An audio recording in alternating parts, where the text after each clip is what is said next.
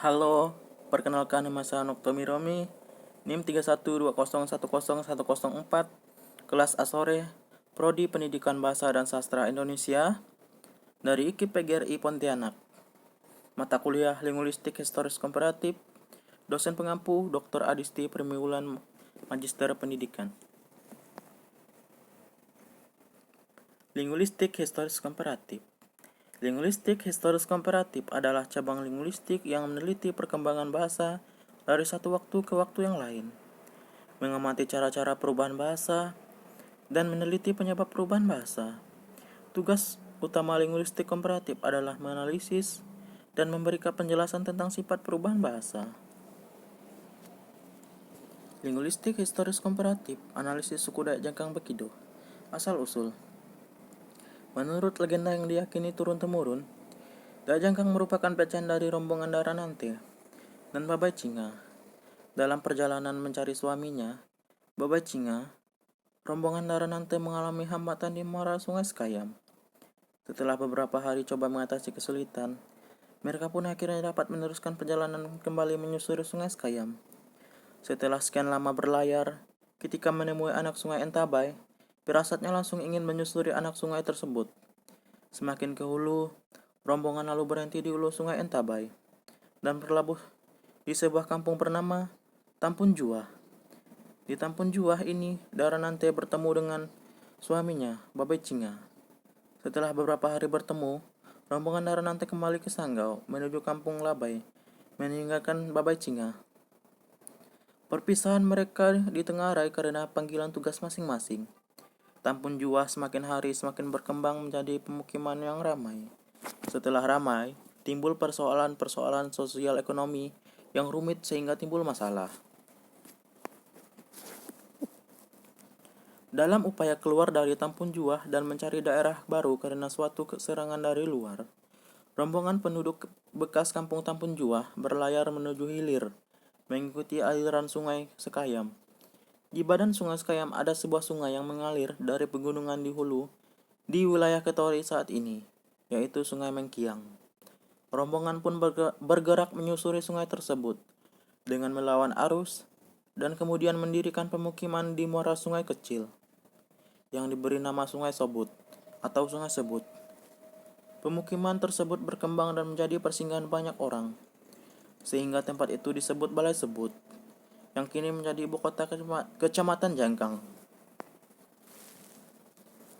Dari Balai Sebut, beberapa keluarga berladang dari muara Sungai Ence, tidak jauh dari Balai Sebut, dan semakin ke hulu lagi, di sepanjang daerah ini, banyak tumbuh pohon tekam yang sangat baik untuk bangunan karena dagingnya keras. Salah satu jenisnya adalah Tokam Jangkang.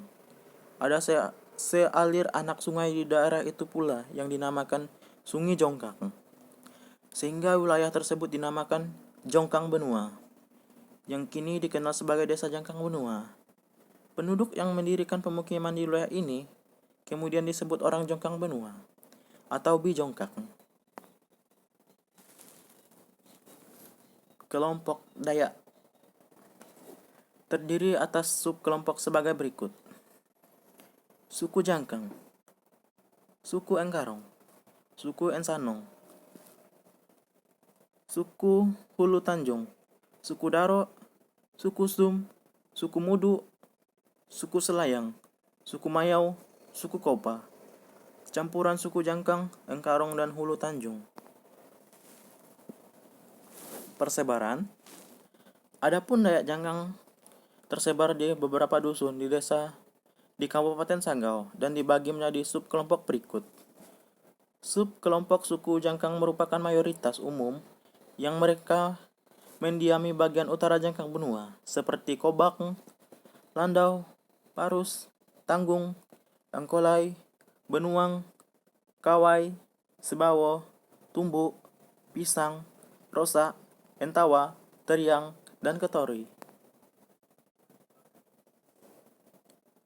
Subkelompok suku Engkarong mendiami kampung Skantot, Semombat, Lalang, Uru, Tanjung Bara, Tekorang, Emporas, Balai, dan Riban.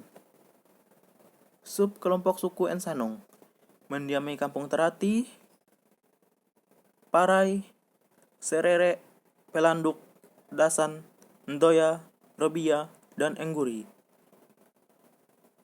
Sub kelompok suku Hulu Tajung mendiami Kampung Peruntan, Sape, Dangku, Kabalau, Sebuda, Boyo, Sungai Omang, Seribot, Bengap, dan Moratingan.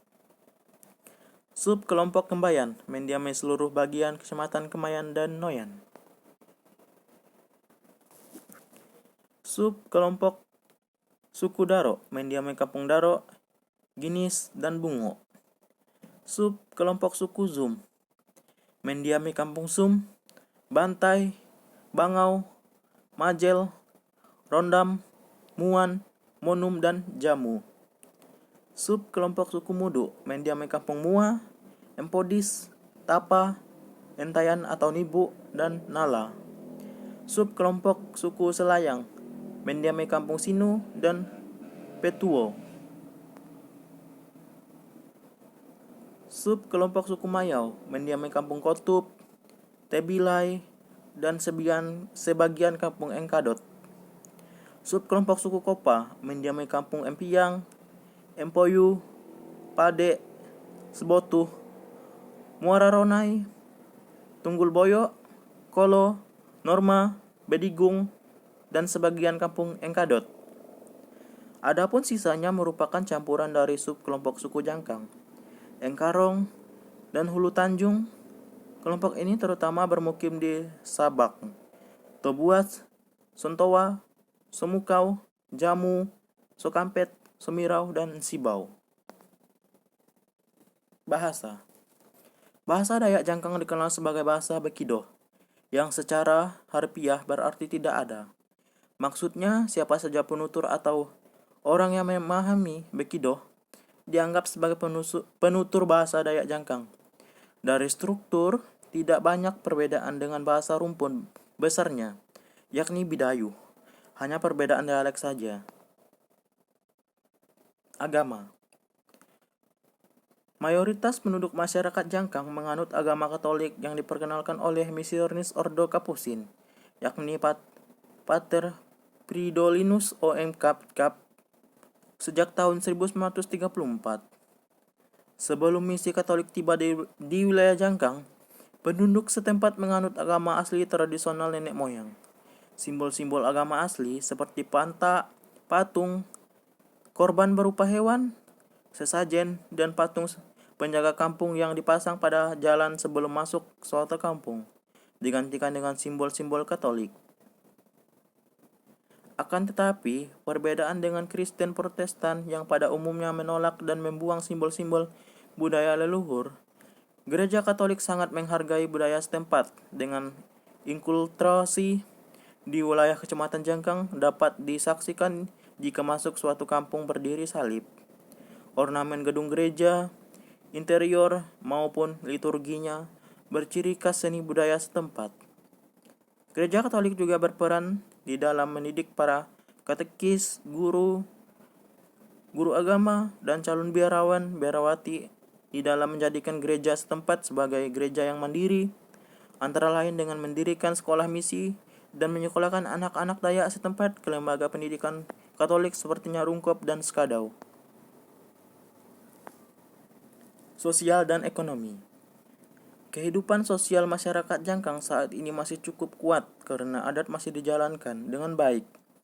Dewan Adat Dayak Kecamatan Jangkang telah mengmodifikasi hukum adat Kecamatan Jangkang yang dapat digunakan untuk menyelesaikan hukum dan berbagai kasus moral dan kriminal sehari-hari. Dayak Jangkang punya moto, adat nyak bopugok, hukum nyak bolinok. Adat adalah pedoman hidup, hukum, dan ketetapan untuk berlindung.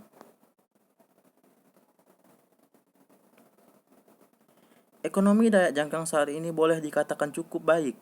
Kesuburan tanah dan melimpahnya hasil bumi membuat penduduk hidup berkecukupan. Hasil perkebunan berupa karet, lada, sawit, serta dari hasil sawah dan ladang cukup untuk menghidupi penduduk. Warung-warung dan toko-toko di ibu kota kecamatan, balai sebut, dan di sentra ekonomi seperti di Mongkau dan Jangkang, didominasi penduduk asli. Adat dan budaya. Olahraga. Di samping sebagai wujud seni, pangka, gasing, main gasing juga merupakan bentuk olahraga di kalangan Dayak Jangkang. Selain itu, main tucet menggunakan potongan kayu, tanah dilubangi dipukul, hingga jauh sembari hingga lari dan dikejar.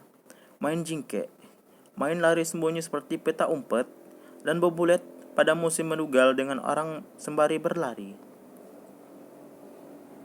Rumah adat. Rumah panjang adalah rumah adat Dayak Jangkang. Pada zaman Orde Baru, rumah panjang mengalami degradasi dengan instruksi bahwa rumah panjang harus dibongkar. Semua dengan alasan kesehatan dan keamanan seperti contohnya rawan kebakaran. Masakan khas. Masakan khas Dayak Jangkang biasanya menggunakan media bambu, seperti lemang, ketan dimasak dalam buluh, pansuh, makanan dimasak dalam buluh, dan bingka, kue bakar dari bahan ubi kayu. Ada pula makanan khas Dayak Jangkang hasil fermentasi seperti tempoyak, bekasam, daging yang difermentasi, salai, daging asap, dan belongsong, ikan yang diasinkan. Poda, ikan yang difermentasi dengan asam kandis, dan rebung. Baik, sekian video dari saya. Terima kasih sudah menonton. Salam pendidikan.